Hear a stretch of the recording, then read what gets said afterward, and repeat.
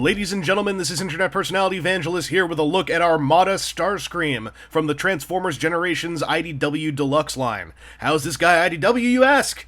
Because he conveniently upgraded his body just in time for Dark Cybertron, available now packed in with some waves of IDW Deluxe Transformers. I have a lot of love for the Armada Starscream character, though admittedly, most of his badass stuff happened when he looked like Thundercracker. Still, this toy's got a lot to live up to, especially since he may finally give me a figure of this design that doesn't, well, feel old. Armada Starscream's not quite Macross, maybe kinda Robotech jet mode returns in all its sleek yet back-bulked glory. The key elements of sweeping wings, cockpit fins, and giant boosters are all present, and the profile of the jet is decently slim, all things considered. My biggest problem with it are the two squared-off, forward-facing chunks right under the joining points of the wings. These are the bot-mode shoulders, and I wish they had one more level of compression to clean up the silhouette just a touch further. There's an overabundance of red on this guy that first rears its head here, though not as prevalently as on his robot mode. The use of gray helps a ton in breaking up the look of his wings and rear fins, and I dig the glossy black, but the yellow is way too McDonald's in hue for my taste. And you get to see more McYellow when you prep the pressure-firing missile launchers. I kinda like the two-step firing process, it's a fun throwback to the old Armada toys gimmick, but it does also mean the boosters are always gonna have huge clear things sticking out of their back ends. Unless you dismantle stuff. There's also landing gear because people care about that. It's functional. Also, there are 4 straight-up Minicon ports on this guy, in a good old-fashioned engineering throwback. Generations Armada Starscream is about as easy to transform as Armada Starscream. This deluxe version has more refinement and nuance to his engineering, but the gist of the conversion process is roundabouts the same deal. There is one major addition at the end, which was suggested all the way back when the toy first debuted in 2002. Those giant launcher booster pods can now fold back to lie down along Starscream's spine. Someone, get word of this back to 2002 ASAP!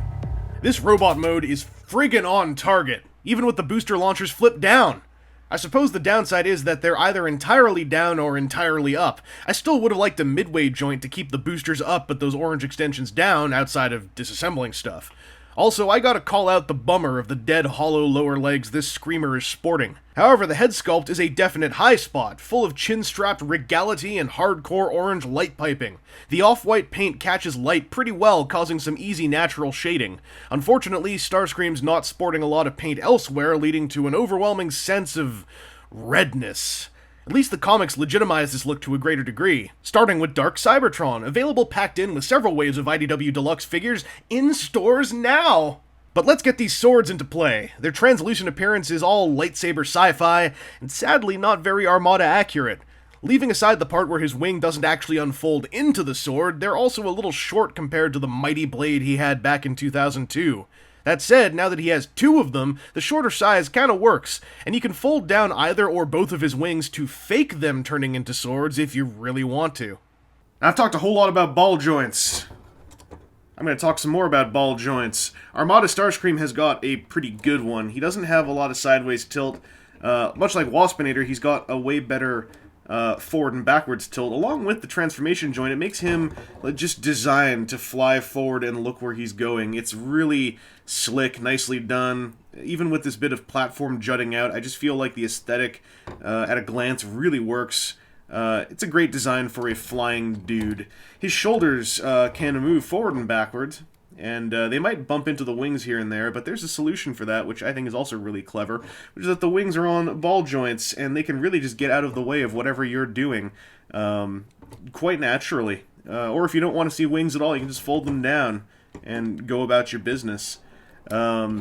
As for outward motion, there is a separate hinged piece in here, and this is kind of cool because when you do this motion, you reveal some sculpt, some cabling, and that's quite slick. It's a trick that I really enjoy because it not only does it hide a gap in the sculpt, but it makes it feel like something's happening when he's posing. Of course, if you go too far out, you're going to see where this all ends, but that's a nice touch. It's very subtle and very on topic. He's got bicep swivels, bicep swivels with a mushroom peg. There are elbow joints, pretty deep for a single hinge. It's decent. His wrists don't really move. They transform like this, and that's not a point of articulation. That's someone breaking their wrist when they punch a wall.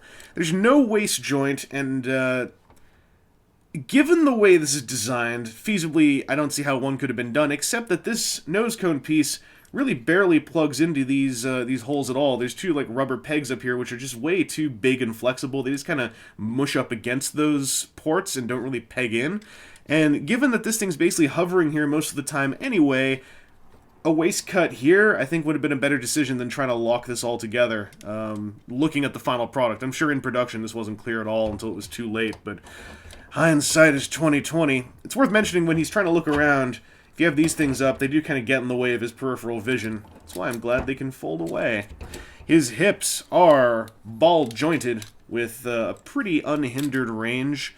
Sometimes they'll crash into this stuff, but it's pretty easy not to. There's a thigh swivel with a mushroom peg and a really deep knee joint. This is because in the transformation his thighs suck into his shins, so that this is quite a wide range of motion here, practically double jointed.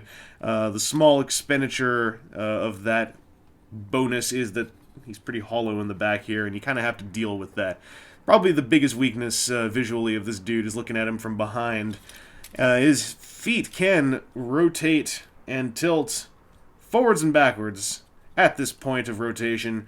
That's all. They are sculpted with an akimbo stance, much like some of the other figures I've been looking at, and I appreciate that. There's also this heel piece can fold down, which does add a great kind of hidden point of balance. So you can have him with one foot up, you know, kind of toe down, just toe touching the ground. You fold this heel piece down here, and he's able to balance like that. This Starscream has got, given his design and his price point and some of the outward simplicity of his posability, he has a lot of personality in what he can do. It helps that his legs can come so close together like this, or, you know, be far apart in some kind of actiony pose. The only major joint I wish he had, really looking at him here, is a wrist joint, because when he's wielding one of his swords beg for wrist joints, and will very quickly make a lack of a wrist joint something that you're thinking about when you're playing with a toy, I find. He certainly has a lot of good poses even without wrist joints, given his double-bladedness, but yeah, if I wanted to add something, it would be that. Otherwise, his posability is just fantastic. He's a really fun toy, very surprising how much personality he has, and I dig it. It's pretty well done. Before Dark Cybertron, I'd have said this was a really good mold with an unfortunate color scheme. Both modes are pretty solid, with the robot mode being greatly enhanced by some surprisingly characterful posability. This is probably the best figure of his wave, and while Dark Cybertron had its ups and downs, the Windblade 4-part miniseries was friggin' solid and adds a draw to this Starscream in these colors. I recommend checking him out if the Sea of Red doesn't entirely put you off, though hardcore Armada fans may want to look in a more Takara Tomy direction. Anyway, this has been Internet Personality Vangelus, and while I could still use one or two more Armada Redux figures in Generations, I doubt I've got any more coming anytime soon. One day, Masterpiece Tidal Wave. One day.